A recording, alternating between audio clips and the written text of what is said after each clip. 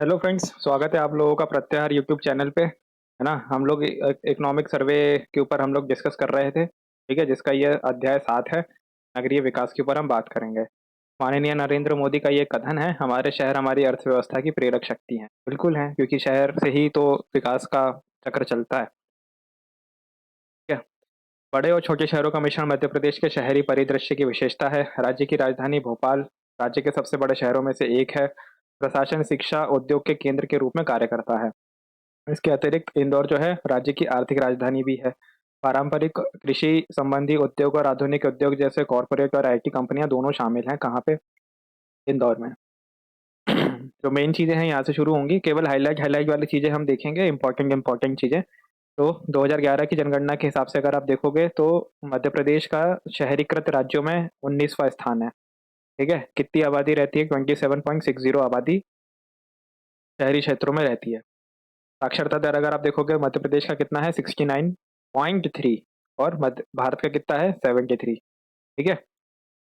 और अगर शहरीकृत देखोगे तो 19वां स्थान है और परसेंटेज कितना है? 27.60।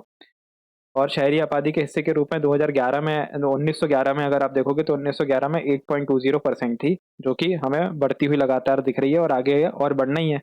अभी 2024 चल रहा है ना। 2021 की जनगणना होनी थी, जिसके आंकड़े अभी तक आए नहीं है।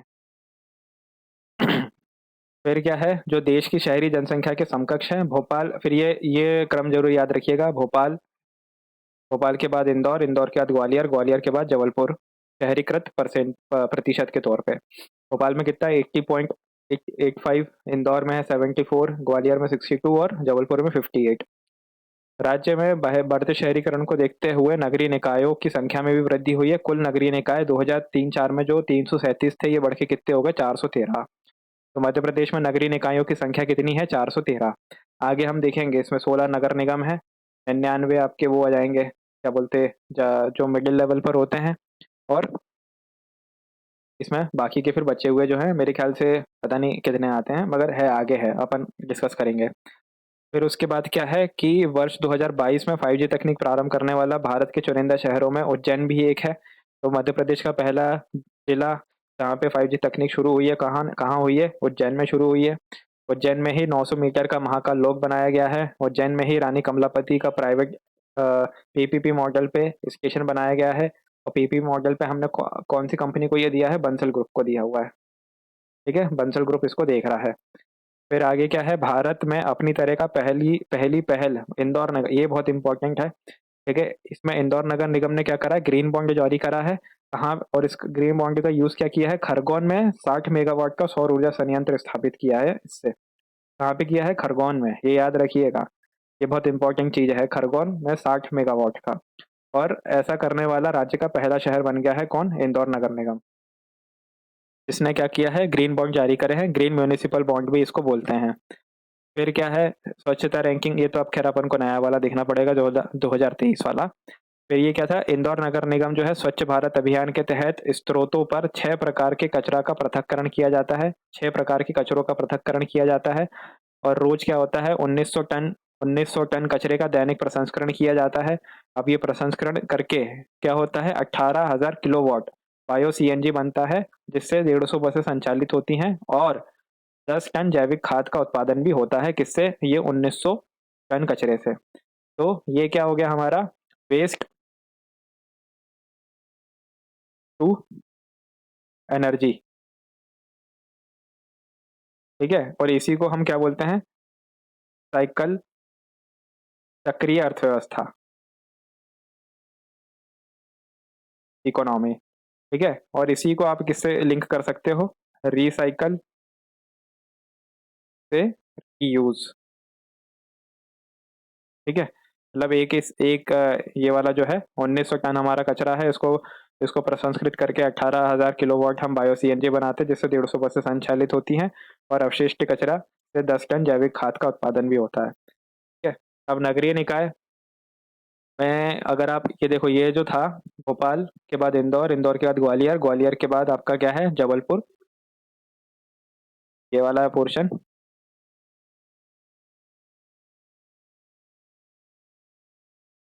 भोपाल, भोपाल के बाद आपका ये इंदौर, इंदौर के बाद ग्वालियर, और फिर ये जबलपुर।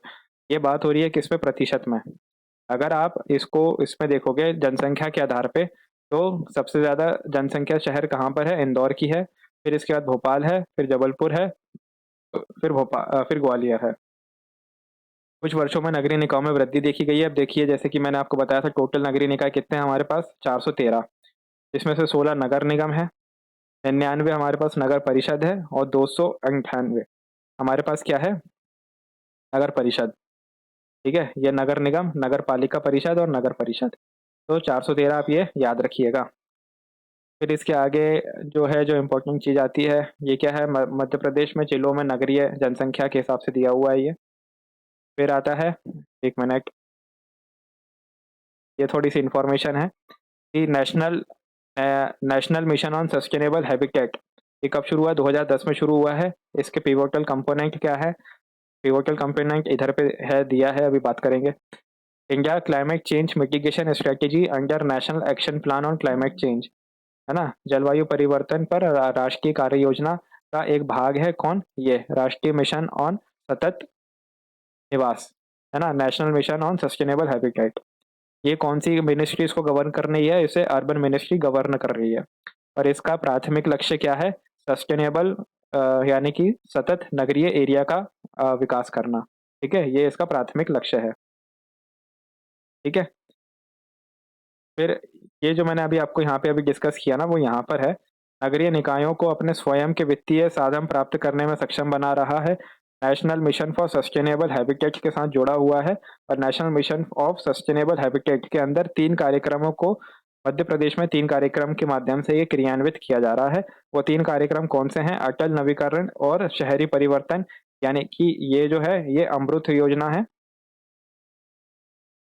ठीक है, अमृत योजना। फिर स्वच्छ भारत अभियान और स्मार्ट सिटी मिशन। अब स्मार्ट सिटी मिशन में आपको पता है मध्य प्रदेश के कितने, 7 जिले को शामिल किया गया है। 4 तो वही हैं आपके, भोपाल, इंदौर, जबलपुर, ग्वालियर। 3 एक्स्ट्रा कौन से हैं, उज्जैन, सतना और सागर।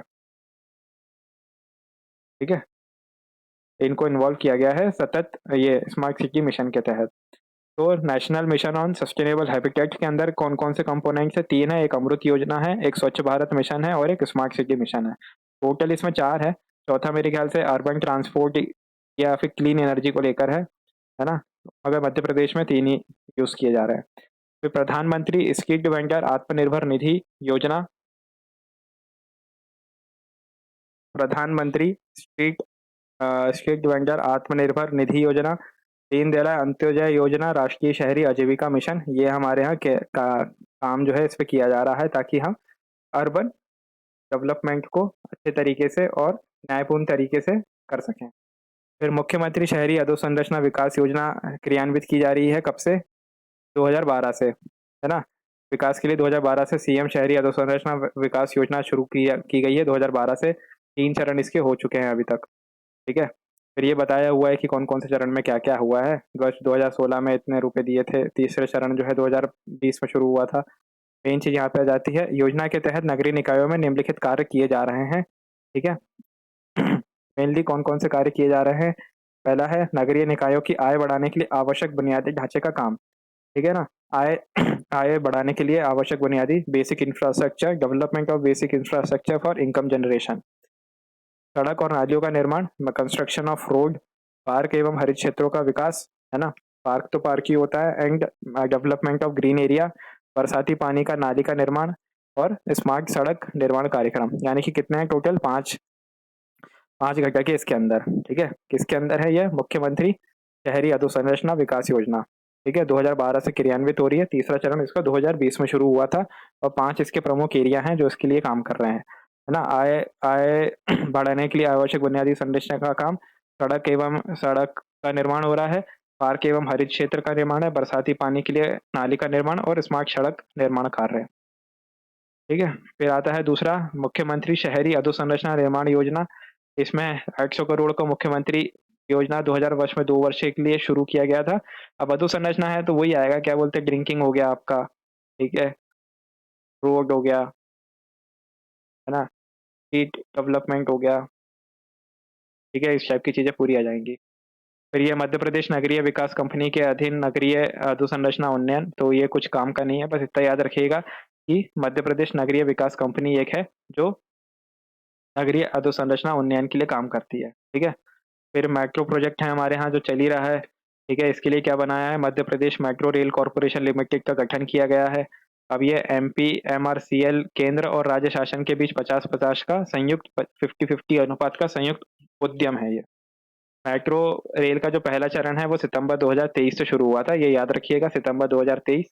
ठीक है। टोटल जो किलोमीटर है वो कितनी है हमारे यहाँ, 62.41। इसमें से सबसे बड़ी मेट्रो कहाँ लग रही है, इंदौर में है ये, लगभग 31 किलोमीटर के आसपास है। ठीक है।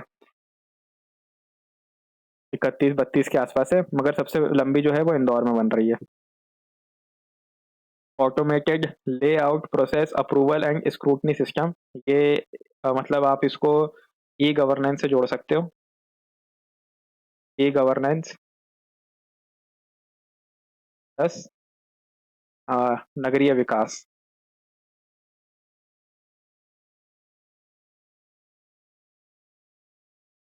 ठीक है। ई गवर्नेंस और नगरीय विकास में automated layout process approval and scrutiny system. ठीक है।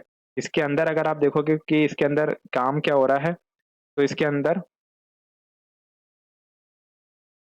नगर तथा ग्राम निवेश संचालनालय के तहत एक परियोजना है जिसे जिला अधिकारियों के लिए लेआउट प्लानिंग अनुमति और लैंड यूज जानकारी के लिए निर्णय समर्थन प्रणाली विकसित करने के लिए लागू किया गया है। ठीक है। इसका उपयोग जो है शासन के निर्धारित औपचारिक चैनल के माध्यम से डिजिटल रूप से हस्ताक्षरित भूमि उपयोग प्रमाण पत्र और एनओसी ऑनलाइन जारी करने के लिए किया जाता है ना।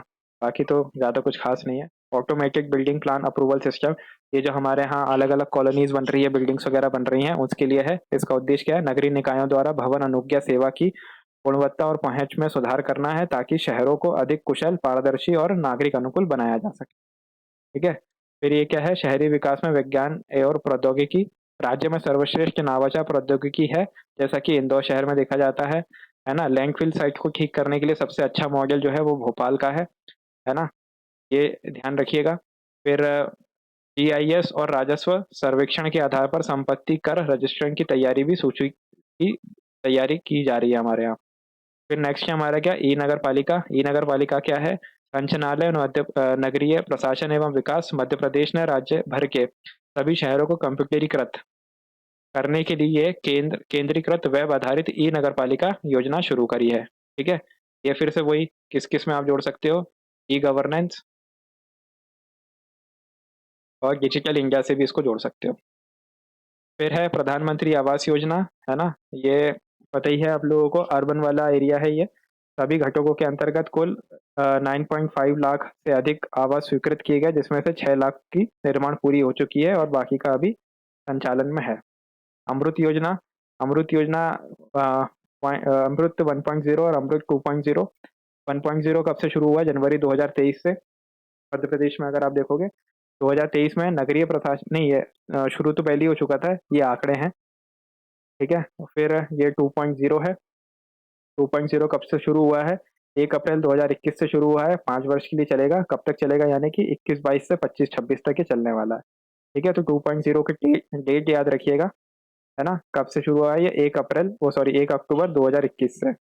फिर स्वच्छ भारत अभियान 1.0 2.0, तो ये भी जो है मतलब नगरीय विकास से संबंधित है। स्मार्ट सिटी मिशन मैंने आपको बताया ही था ऊपर, आपको जब भी जिले के नाम आए थे, इंदौर, भोपाल, ग्वालियर, जबलपुर। ये तो हमें पता ही है, सागर, सतना, उज्जैन, ये अभी अभी जो है दूसरे शहरों को भी शामिल किया गया है।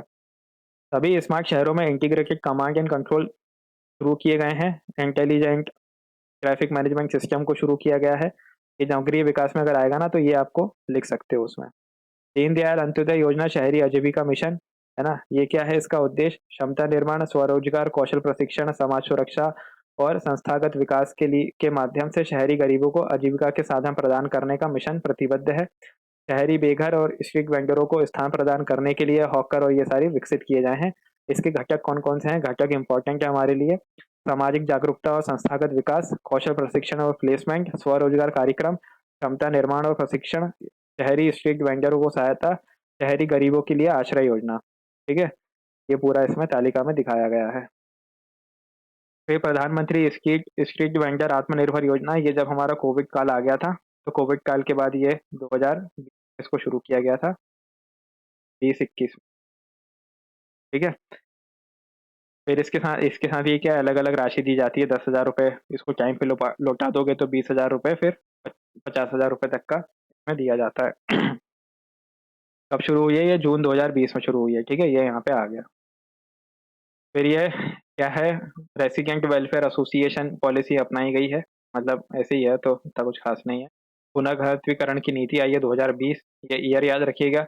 ये पुनर्घत्वीकरण की नीति कौन से ईयर में आई है? 2000 ऑप्शन आ जाएंगे आपके, 2020, 2021, 2022, 2023।